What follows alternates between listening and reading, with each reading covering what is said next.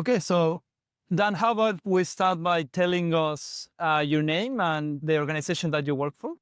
My name is Daan van Dijk. I work for Rotterdam, The Hague Airport, part of the Schiphol Group.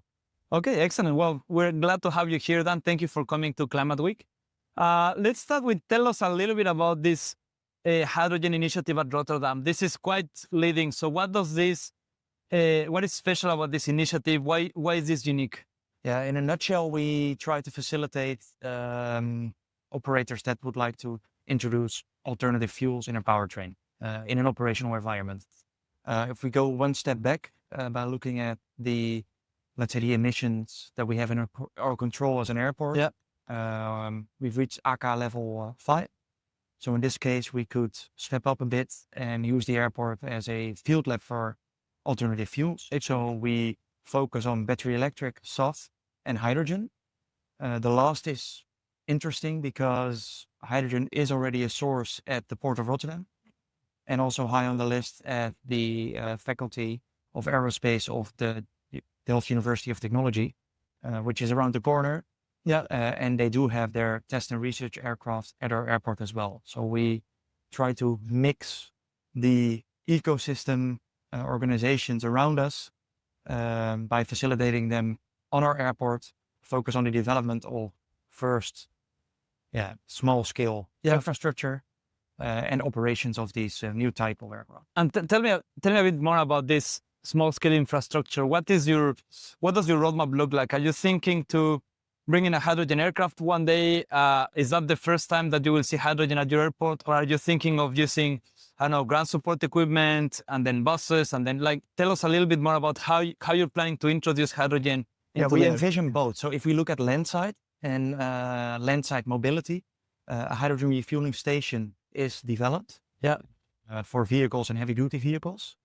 We also have a hydrogen GPU present at the airport next month for a period of 1 month to start and educate both the ground handler and airline to familiarize them with hydrogen as a molecule on airside. Besides that, we have conducted gaseous hydrogen tests with a temporary mobile fueling station on airside. And we've developed together with Air Products and CryoWorld a liquid hydrogen storage facility. This sounds really big, but it's a 125 liter doer, so a storage vessel. But it's big enough to at least provide liquid hydrogen to the R&D platform. So the 2-seaters, the 4-seaters that are being used for R&D purposes. And hopefully one day, if we look at our 2050 net zero goals, we hope to accommodate besides SAF, battery electric, also hydrogen. Excellent aircraft. This is very exciting. We can talk about this obviously all afternoon, but can you tell us a little bit about what makes Rotterdam a special lab for these things? You've mentioned you have hydrogen close by. Is there anything you can mention in terms of, I don't know, do you have enough space available to do these tests? How does this conflict with your air traffic? A little bit of the characteristics of the airport and what makes Rotterdam unique for this. If we look at the space, I would say that the airport itself is quite nearby the city, also space constrained. So that gives even more pressure on incorporating it in a right way. Yes, I wouldn't say that it's a greenfield in terms of space. If we look at the type of aviation at the airport, which ranges from recreational general aviation, so 2-seater, 4-seater aircraft training flights, to commercial aviation and narrow body operations, and everything in between, business aviation, HEMS, police, helicopters. I would say it's a good fit in the ramp up for sustainable aviation as well, whether it's battery electric or hydrogen. So whether it would start with a 2-seater, a 9-seater, a 19-seater, 30-seater, we're used to it, and it's incorporated in the operations that we have as an airport. Besides that, I would say that the Netherlands is a small country based on consensus.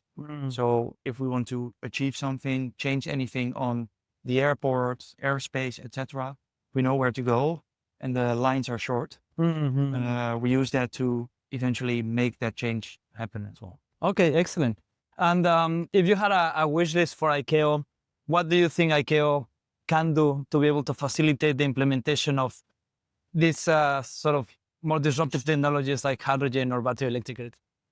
I think in the first phase, so in the upcoming years, it's mainly on showcasing and providing guidance material. Guidance material sounds really big, but I think guidance could be also in terms of gaining more knowledge on hydrogen, having the molecule on air side.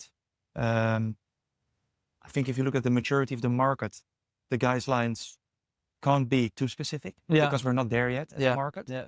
But at least the showcasing and the first level guidelines could definitely help in gaining more knowledge on this particular subject. And maybe someone like yourself with the experience you have, I'm sure that there's a lot of contributions that you and your colleagues can make to getting all these guidance developed, because the experience you're getting is really definitely. So the things that we are doing, the projects we talk about, the gaseous hydrogen test, liquid hydrogen tests, they're all based on an operational airport. Exactly. And that's where we write the learnings about. So the reporting, writing deliverables, and sharing this knowledge is one of the main goals that we have with actually running these projects. Of course, the end goal is hopefully making this new type of aviation possible and integrating it into an operational environment. But on the short term, it's showcasing and sharing learnings with the industry. This is excellent. Then just to close up, any commentary on the ICAO Climate Week? What have you thought about the event so far? What are your impressions? Yeah, so besides the program, I've met quite some interesting persons already, with also some interesting ideas that we can take back to our airport, to be honest. Not only in terms of hydrogen, but also some soft-driven projects.